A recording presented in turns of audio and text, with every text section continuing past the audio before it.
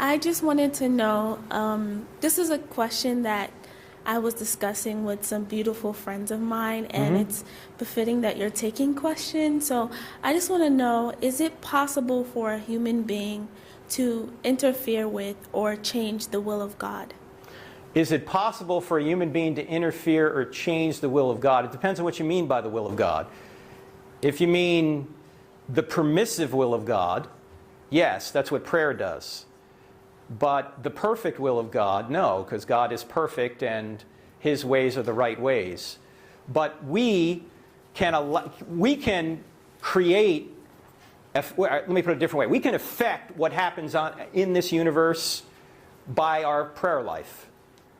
And God doesn't change. We're changing because we're praying. And God always knew whether we would pray or not, so He already knows the outcome. But us praying for something can bring it about. So God gives us the dignity of causality by allowing us to pray. We have a relationship with the God of the universe. Okay, so to clarify, I mean that supposing that God knows what's going to happen. Right.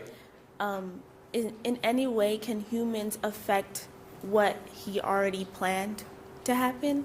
Just because He knows what's going to happen doesn't mean we don't have free will. Let me give you an illustration of this. Let's suppose you love football, college football, and you've got, you're away one Saturday, but you have a DVR. So you DVR all the games, and on the way home from your party that day, you're out, you're on your way home, you're going to watch one of the games, right? As if it's live. But your friend texts you the score, and you go, I didn't want to know what the score was. But you go home anyway, you elect to watch that game. You already know what's going to happen. You already know the score.